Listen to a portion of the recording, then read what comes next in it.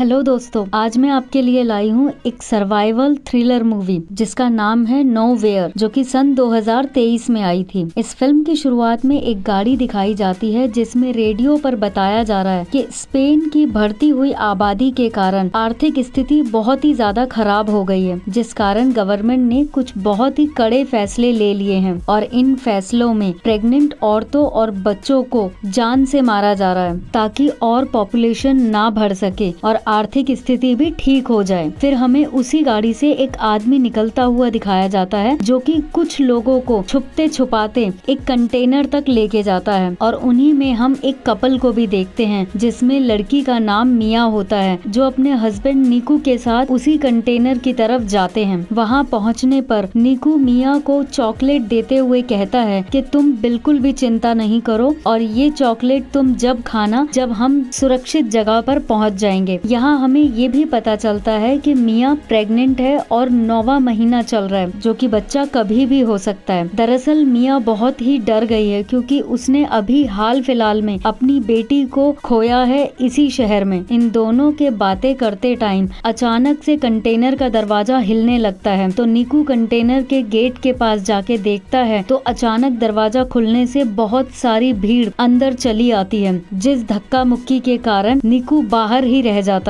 तभी बाहर खड़े हुए दो लोग जो कि बंदूक लेकर खड़े होते हैं, वह बंदूक की नोक पर आधे लोगों को दूसरे कंटेनर में जाने के लिए कह देते हैं और तब निकू को भी ना चाहते हुए उन लोगों के कहने पर 107 नंबर कंटेनर में बैठ के जाना पड़ता है। यह सब देखकर मिया बहुत ही घबरा जाती है। तभी मिया निकू को कॉल करती है तो निकू कहता है कि तुम चिंता नहीं करो, हम दोनों एक ही टाइम पर पहुंच जाएंगे और बस तुम अपना और मेरी बच्चे का ख्याल रखना और किसी पर भी भरोसा नहीं करना। उसके बाद मिया का कंटेनर आगे बढ़ जाता है। तभी मिया कंटेनर के छेद में से देखती है कि बाहर किस तरह से प्रेग्नेंट औरतों और बच्चों को पिंजरे में डालकर जान से मारा जा रहा है। यह सब देख के मिया बहुत ही घबरा जाती है। तभी कुछ ही दूरी पर उनका कंटेनर रोक लिया जाता है। मिया उस कंटेनर के छेद से देखती है तो कुछ ऑफिसर उस कंटेनर की तलाशी के लिए रुकवा लेते हैं और तलाशी के दौरान मिया सबको छुपने के लिए कह देती है, तो सभी लोग कंटेनर में खुफिया जगह पर जाके सभी छुप जाते हैं। लेकिन जब कंटेनर को खोल के देखा जाता है तो वह खाली दिखता है। लेकिन ऑफिसर बहुत चालाक होता है, वह गन चलाकर समझ जाता है कि जरूर लोग छुपे हुए हैं, तो वह ऑफिसर सबको वार्न करते हुए कहता है कि अगर अपनी जान प्यारी है तो गेट खोलकर बाहर आ जाओ। तभी मिया अंदर रखे हुए बॉक्सेस के ऊपर चढ़कर छुप जाती है और एक लड़की जान बचाने के लिए दरवाजा खोल देती है। तभी वो ऑफिसर उसके सिर पर गोली चला देता है और देखते ही देखते सभी को मार दिया जाता है। उसके बाद ऑफिसर कहता है कि लाशों को ठिकाने लगाकर कंटेनर को साफ करके शिप पर भिजवा दो। यहाँ डरी हुई मिया किसी तरह से कुछ देर बाद नीचे उतरकर आती है और अपने पति निकू को कॉल करती है, पर फोन नहीं लगता, जिस कारण मिया बहुत परेशान हो जाती है। उसके बाद मिया वहीं मरे हुए लोगों का सामान चेक करती है, जिसमें उसे टॉर्च, ड्रिल मशीन और चाकू और अन्य प्रकार की चीजें मिलती हैं। कुछ देर बाद मिया का कंटेनर शिप पर रखवा दिया जाता है। तभी रात हो जाती है और समंदर में एक भयानक तूफान शुरू हो जाता है और उस तूफान के कारण मिया का कंटेनर जोर जोर से हिलने लगता है, जिस कारण मिया को बहुत परेशानी होती है। इसी धक्का मुक्की में तूफान के कारण मिया के सर पर चोट आ जाती है, जिस कारण वो बेहोश हो जाती है। और अगली सुबह जब मिया की आँख खुलती है तो वह कंटेनर के छेद में से जब चेक करती है तो वह अपने कंटेनर को बाकी कंटेनर्स की तरह पानी में डूबते हुए देखती है। तभी मिया अपने हस्बैंड निकू को कॉल करती है, बट फोन नहीं लगता। दरअसल फोन भी खराब हो जाता है और कुछ ही देर में बाहर से बहुत तेज तेज आवाजें आने लगती हैं।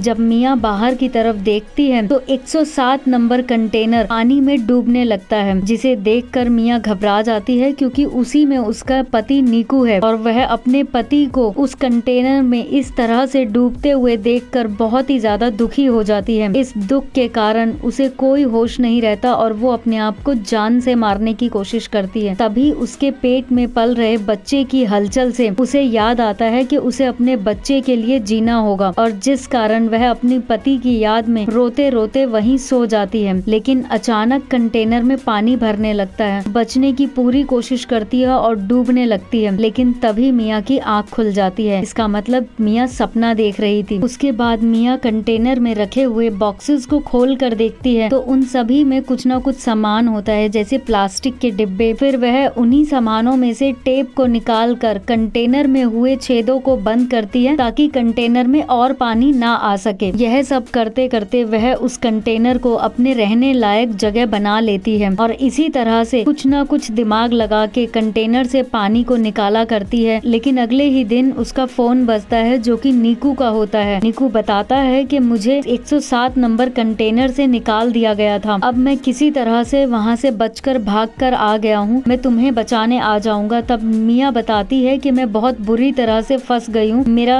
कंटेनर शिप पे नहीं है, वो दरअसल समंदर के बीचों बीच है और मेरे आसपास हर जगह सिर्फ पानी ही पानी है। यहाँ नीकू से बात करके मिया को बहुत तसल्ली हो गई थी। जिसके बाद मिया कंटेनर में सब बचे हुए खाने की तलाश करती है, जिसमें उसे सिर्फ थोड़ा सा ही खाना मिलता है और एक पानी की बोतल मिलती है, तो उसे संभाल कर वह बैग में रख लेती है। लेकिन एक रात फिर से समंदर में एक भयानक तूफान आता है। उसी तूफान के बीच मिया को प्रेगनेंसी का दर्द स्टार्ट हो जाता है और वह इस दर्द तकलीफ में कंटेनर के छेदों को बंद करते हुए अपने बच्चे की डिलीवरी कंटेनर में ही करती है। और उसने एक बेटी, एक बहुत सुंदर बेटी को जन्म दिया। वह उसे गले से लगा के बहुत हल्का महसूस कर रही थी। जिसके बाद मिया अपनी बेटी का बहुत अच्छे से ख्याल रखने लगती है और खुद भी वह धीरे धीरे ठीक हो रही है। मगर अब उसके पास रखा हुआ खाना और पानी सब खत्म होने लगा था, जिस कारण उसकी परेशानियां बढ़ती जा रही हैं। जिस कारण मिया बहुत कुछ सोचने लग जाती है। तभी उसे वो ड्रिल मशीन दिखती है और उस ड्रिल मशीन के जरिए बॉक्स के ऊपर चढ़ के कंटेनर में ऊपर की तरफ खोल के रास्ता बनाने की कोशिश करती है। तभी मिया की बेटी बहुत जोर जोर से रोने लगती है। तो मिया कहती है कि तुम्हें चुप होना होगा, अगर तुम चुप नहीं रहोगी तो मैं रास्ता कैसे बनाऊंगी। पर फिर भी मिया काम को छोड़कर अपनी बेटी को दूध पिलाती है और उसे सुला देती है। अगले दिन फिर मिया उस ड्रिल मशीन से काम करने लगती है और काफी हद तक छेद कर करके रास्ता बनाने की कोशिश करती है। लेकिन अचानक वो ड्रिल मशीन भी खराब हो जाती है, जिस कारण गुस्से में आकर उस ड्रिल मशीन को वो फेंक देती है और दोबारा से अपने पति नीकू को कॉल करने की कोशिश करती है। पर फोन उस तूफान के कारण खराब हो गया था, जिस कारण वो सामान इधर उधर फेंकती है तो उसे वह चाकू दिखता है, जिस चाकू से उस कंटेनर के बनाए हुए रास्ते को खोलने लगती है, जहाँ उसके हाथ बहुत जख्मी हो जाते हैं। लेकिन फिर भी वो अपनी बेटी को संभालते हुए ये लगातार मेहनत करके उसे काफी हद तक खोलती है। लेकिन आखिरकार वह चाकू भी उसका साथ छोड़ देता है। यहाँ मिया बहुत ही ज्यादा परेशान हो जाती है, क्योंकि अब ना मिया के पास खाना बचा है ना ही पानी बचा है। खाना और पानी ना मिलने की वजह से मिया बहुत ही ज्यादा कमजोर हो जाती है, जिस कमजोरी में वह अपनी बेटी और अपने पति को भी देखती है अपने पास। लेकिन कुछ ही देर बाद बारिश शुरू हो जाती है और बारिश का पानी मिया की प्यास बुझाने लगता है। तो वह तुरंत उठकर उन प्लास्टिक के डिब्बों में बारिश का पानी भरने लगती है और फिर उस कंटेनर में बनाए हुए रास्ते को रस्सी के द्वारा पूरी ताकत लगा के उस कंटेनर को खोल देती है और किसी तरह से वो उस कंटेनर से अपनी बेटी को लेकर बाहर आ जाती है, जहाँ उसकी बेटी बाहर का मौसम और धूप को देखकर बहुत ही खुश होती है। तभी मिया को समंदर में मछलियाँ नजर आती हैं और मिया को मछलियाँ देखकर एक आइडिया आता है और वह मछलियाँ पकड़ने के लिए एक कांटा बनाती है और उससे बहुत बार कोशिश करती है, लेकिन उसे नाकामयाबी ही मिलती है और वह कंटेनर पे थक करके लेट जाती है। तभी उसे आसमान में एक प्लेन नजर आता है, जिसे देखकर वो तुरंत नीचे जाती है और टीवी के शीशे को तोड़कर बाहर लेकर आने लगती है। लेकिन दुर्भाग्यवश उसका पैर कंटेनर की वजह से बहुत बुरी तरह से कट जाता है। लेकिन मिया फिर भी बहुत कोशिश करती है प्लेन से मदद मांगने की, लेकिन कुछ नहीं होता, जिससे मिया बहुत मायूस हो जाती है और फिर वो दोबारा से नीचे आकर और अपने जख्मों पर तार के द्वारा खुद से हिम्मत करके टाँके लगा लेती है। तभी उसे बहुत सारे एयरफोन्स पड़े हुए दिखते हैं, जिससे उसके दिमाग में एक बार फिर से एक आइडिया आता है और वो उन तारों से मछली पकड़ने के लिए जाल बुन लेती है और अगली सुबह उसी जाल से मछलियाँ पकड़ने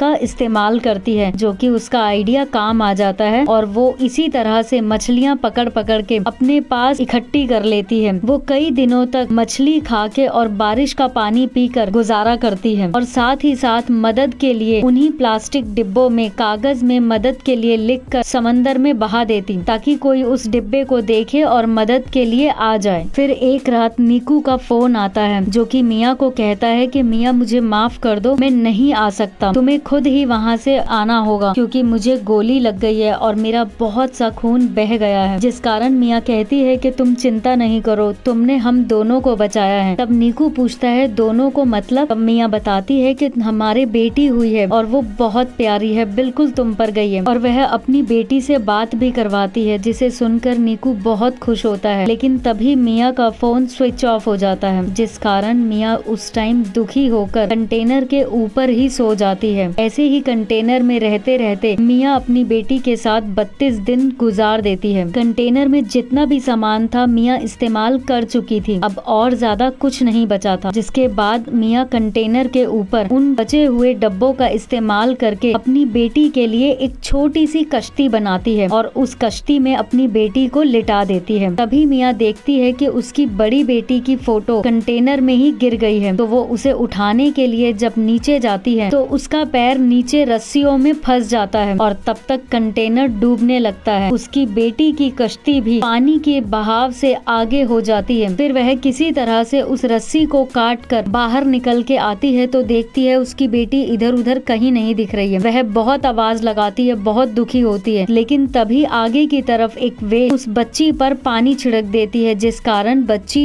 जग कर रोने लगती है, जिसकी आवाज से मिया उसकी तरफ जाकर उसकी कश्ती का सहारा लेकर कहती है हमने हर एक कोशिश करी बचने, तुम चिंता नहीं करो, हम जरूर किनारे पहुँचेंगे। इतना सब कहकर मिया उसी कश्ती का सहारा लेकर के सो जाती है और जब सुबह होती है तो मिया उन डिब्बों में रखी हुई एक मछली खाकर परिंदों को देखकर उनके लिए वह मछलियां बाहर फेंक देती है, जिससे वह परिंदे आसपास भटकने लगते हैं। तभी दूर से एक बोट में एक लड़की की नजर उन परिंदों पर पड़ जाती है, तो वह अपने डैड को उस कश्ती को वहां लेकर जाने के लिए कहती है। तो वहां जाने पर उसे छोटी सी कश्ती मिलती है, जिसे खींचने पर वह देखती है कि यह इतना प्यारा, इतना सुंदर बच्चा अकेले इस समंदर में कैसे है, इसके माँ बाप किधर हैं। तभी उस कश्ती से बंधी हुई रस्सी जो कि समंदर में होती है, तो वह उस रस्सी को खींचने लगती है। और यहाँ भी मिया ने एक बहुत ही होशियारी करी, उसने अपनी बेटी की कश्ती के साथ अपने हाथ को बांध लिया था, जिस कारण वह लड़की मिया को भी उस समंदर से निकाल लेती है। यहाँ वह लड़की मिया को बचाने की हर एक कोशिश करती है, लेकिन सारी कोशिश नाकामयाब होती है। तो वह लड़की जैसे ही निराश होने लगती है, मिया की बेटी रोने लगती है। तभी मिया अपनी बेटी की आवाज को सुनकर होश में आ जाती है और वह अपनी बेटी के लिए पूछती है, तो वह कश्ती वाली लड़की मिया की बेटी को उसे गोद में दे देती है, जिस पर उसे बिल्कुल यकीन नहीं होता कि वह बच गई है। और किसी तरह से इतनी मुशक्कत के बाद मिया अपनी बेटी के साथ अब उस समंदर से दूर हो रही है, लोगों के बीच जा रही है, जिस कारण मिया बहुत खुश होती है। आखिरकार मिया की इतनी मेहनत रंग ले आती है। तो कैसी लगी आपको ये फिल्म? अगर अच्छी लगे तो लाइक, शेयर एंड सब्सक्राइब करना नहीं भूलिएगा। धन्यवाद।